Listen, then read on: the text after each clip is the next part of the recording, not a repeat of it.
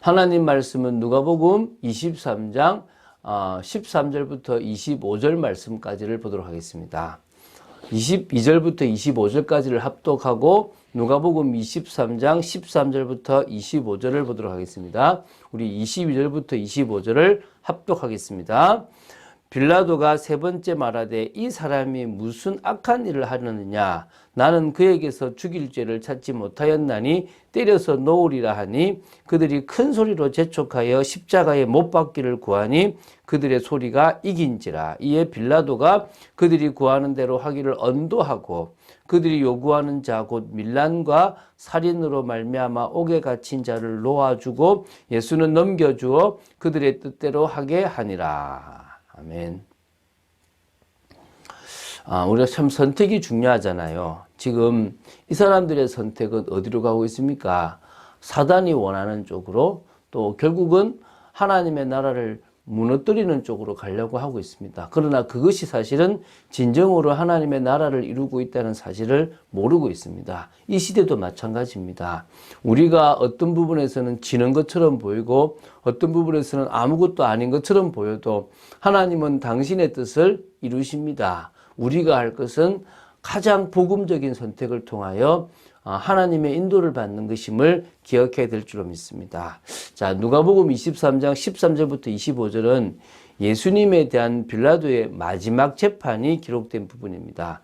크게 네 부분으로 나눌 수가 있습니다. 첫 번째 장면은 예수님의 무죄성을 공적으로 선언했지만 차라리 바라바를 석방해 달라는 거센 반발에 부딪히게 되는 부분이 13절부터 19절까지라고 보시면 되고요. 또 두 번째는 다시 예수님을 석방하고자 하는 빌라도의 두 번째 시도가 십자가에 처형하라는 무리의 강한 요구에 또한 좌절되는 부분이 바로 20절, 21절입니다.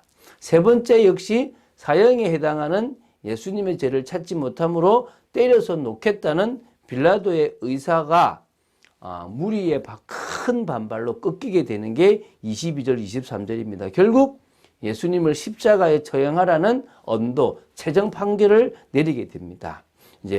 그래서 네 번째 부분은 뭐냐면, 그래서 우리가 사도신경을 고백할 때 본디오 빌라도에게서 고난을 받으사 십자가에 못 박혀 죽는다라고 얘기합니다. 그렇게 되고요. 또 네 번째는 여기서 누가복음을 통해서 빌라도의 심정 변화를 좀 볼 수가 있습니다. 그래서 결국 빌라도는 자신의 지위에서 공정한 재판을 한 것이 아니라 여론에 밀려서 무죄한 사람에게 사형을 언도한 잘못된 재판을 했다. 그죠?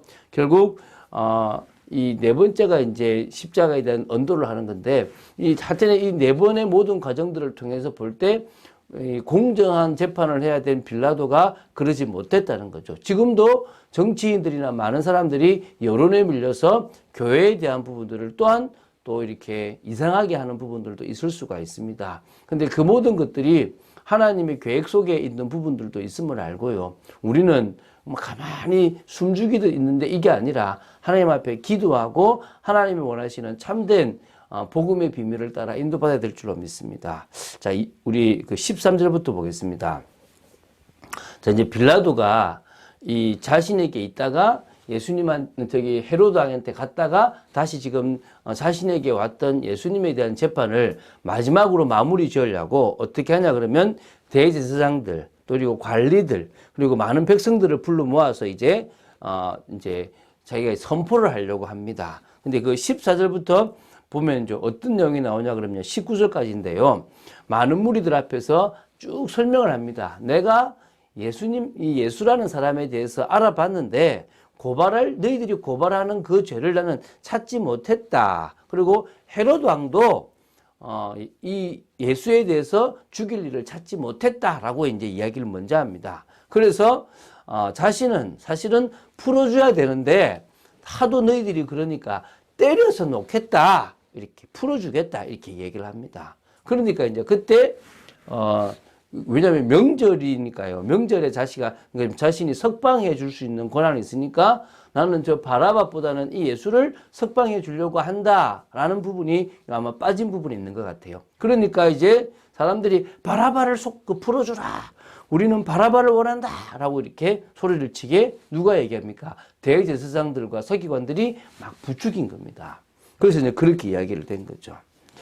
자, 어쨌든요, 요렇게 지금 기록이 되는데요. 이 20절에서부터 21절을 보면요. 이제, 빌라도가 그래도 자꾸 예수님을 놓아주려고 그래요. 왜 그렇게 놓아주려고 하느냐 보면, 여기는 안 나오는데 마태복음 27장 19절에 보면 빌라도의 아내가 사람을 보내요. 예수를 놓아주라고 자꾸 이야기를 해요. 그러니까, 이 빌라도가 그 말을 듣고 더 예수님과 관계되고 싶지 않고 놓아주고자 했다는 것입니다. 왜냐하면 꿈에 이제 이 아내의 꿈에 그 사람으로 인해서 애를 많이 태웠다라는 이야기를 자기가 전해 들었거든요. 그래서 이제 풀어주려고 하는데 이제는 그 정도가 아니고 십자가에 못 박으라라는 소리를 듣게 되는 겁니다. 이제 소리를 지르는 겁니다. 그러니까 이제 이 여론에 함부로 할 수 없었던 우유부단한 성격의 이 빌라도가 이제 또 주춤하게 되는 겁니다. 그래서 22절부터 23절에 나오는데요. 뭐라 나오냐면 세 번째 강하게 말합니다. 이 사람이 무슨 악한 일을 하였느냐? 나는 그에게서 죽일 죄를 찾지 못하였나니 때려서 놓겠다 라고 이제 강하게 얘기하는 겁니다. 그런데요, 이번에는요, 더 큰 소리로 막 십자가에 못 박으소서 막 반역죄입니다. 로마 황제를 대항합니다. 막 이런 소리가 막 나오는 겁니다. 그 소리를 이제 그 소리에 져버렸어요. 오히려 그 소리가 이겨버린 거예요. 자, 24절, 25절입니다. 뭐 지나가는 이야기입니다. 그죠? 결국 빌라도는 자신의 의지가 아니라 사내들인 공회의 여론 조작에 의해서 불공정 판결을 내렸습니다. 바로 십자가에 못 박는 언도를 내린 겁니다. 그러니까 어떻게 했냐면요. 밀란도 일으키고 또 강도짓을 하고 살인까지 했던 바라바를 풀어준 거예요. 그러니까 솔직히 무리들은 원치 않거든요. 지금 우리 조두순이라는 그 사람이 지금 풀려난다고 하니까 지금 어떻게 합니까? 다들 다시 청원 넣고 있습니다. 재수감해라 막 말이 많습니다. 왜? 너무 큰 살인자니까. 이 지금 밖에 나오면은 또 어떤 살인을 저지를지 모른다는 거 아닙니까? 그럼 이 바라바라는 사람도 그 당시에 어떻게 되는 겁니까? 살인을 했던 사람이니까 나오면은 위협적이잖아요. 그런데도 지금 대제사장 서기관들에 의해서 바라바를 풀어달라라고 지금 하게 되는 겁니다. 그러니까 결국은요, 바라바를 내주고 그 앞에서 십자가에 언도를 합니다. 그러면서 이제 여기는 안 나오지만 나는 너희들의 그거 상관없더라고 손을 씻는 장면도 나옵니다. 아무리 손을 씻어 본들 그 마지막 판결에 대한 책임은 자기한테 있는 겁니다. 그래서 여기는 나오지 않지만요, 이제 로마 병정들이 예수님을 데려가서 이제 어떻게 하냐면 이렇게 채찍을 때리고 모욕하고 고문을 한 후에 십자가를 지게 하고 가게 하거든요. 이제 내일 볼 거는 십자가를 지게 하는 모습입니다. 자, 오늘 어떤 얘기냐면 빌라도는 권한을 가지고 있습니다. 빌라도는 자신의 권한으로 공정한 재판을 하면 됩니다. 왜? 공정하니까. 그런데 우유부단한 성격과 유대 종교 지도자들을 적으로 만들기 싫은 그런 기회주의적인 어떤 성격을 가지고 있기 때문에 어떻게 합니까? 그냥 제대로 된 판결을 하지 못하고 오히려 여론에 밀려서 사형이라는 언도를 내려버리는 거예요. 자, 우리가 정치 지도자들을 평가할 때 그 사람이 직접적으로 하지 않아도 그 사람이 대통령이 되어 있거나 어떤 뭔가가 되어 있을 때 일어난 일에 대해서 큰 잘못된 일의 책임을 누가 집니까? 대통령이 지는 경우들이 많습니다. 또 그 지도자들이 지는 경우가 많습니다. 그래서 사실 지도자로 있을 때 그 모든 것들을 잘했냐 그러지 못했냐가 그 사람에 대한 평가가 되지 않습니까? 우리가 어떤 위치에 있을 때 밑에 사람들이 저지른 잘못을 대한 책임을 지고 나갈 수도 있고 또 잘 될 수도 있고 막 이런 것들이 있지 않습니까? 그렇죠? 자, 그러면 우리는 어떻게 되느냐? 환경에 위에 사람의 밑에 사람들의 말에 휘둘리지 말고 그 여론에 휘둘리지 말고 어떻게 됩니까? 소신껏 해나가야 됩니다. 그것이 역사가 평가해 주는 거잖아요. 오늘도 여러분 하루를 살아가는데 어떤 인생을 살아가야 됩니까? 정말 복음적 선택, 소신이 있는 선택을 해야 됩니다. 많은 사람들은 이익을 향한 선택을 합니다. 많은 사람들은 지금 자신에게 유익하다 싶은 쪽의 선택을 합니다. 우리는 어떻게 해야 됩니까? 그것이 아니라 하나님 앞에서 올바르고 공정한 선택을 해 나가야 되는 겁니다. 그럴 때 우리는 하나님의 나라를 이룰 수가 있다는 것입니다. 이번 주간에 우리가 회복이라는 단어를 우리 생각하면서 계속 묵상합니다.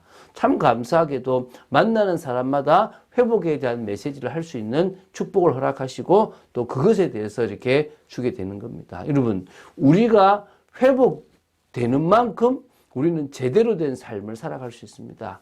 우리가 회복되는 만큼 복음적인 삶을 살아갈 수가 있습니다.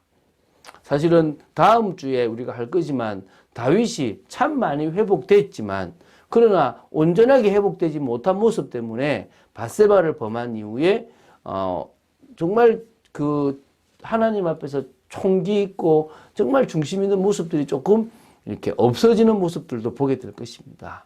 그렇지만 그래도 대부분의 왕들이 타락하고 이상한 쪽으로 간 것에 비하면 다윗은 그래도 하나님 앞에 합한 자의 모습을 살아가는 것입니다. 많은 사람들이 권력이 앞에 오고 뭔가가 오게 되면 이상한 쪽으로 변해버리는 것이 당연한 것 아니겠습니까? 우리만이라도 끝까지 변하지 않는 믿음의 사람으로 서야 될 줄로 믿습니다. 오늘도 그런 축복을 누리는 여러분 되시기를, 그래서 한 걸음 한 걸음 하나님이 원하시는 걸음을 걸어가는 여러분 되시기를 주 예수 그리스도 이름으로 축원드립니다. 주는 그리스도시요 살아계신 하나님의 아들이심을 고백합니다. 오늘도 이 고백 위에 주님의 교회가 세워지고 우리의 올바른 선택과 판단과 또한 올바른 삶을 통하여 하나님의 나라가 이루어지기를 간절히 소원합니다. 성령의 역사를 허락하여 주시옵소서. 저희들이 복음의 말씀을 따라 살아가는 복된 인생 되기를 간절히 소원합니다. 주 예수 그리스도 이름으로 기도드립니다. 아멘.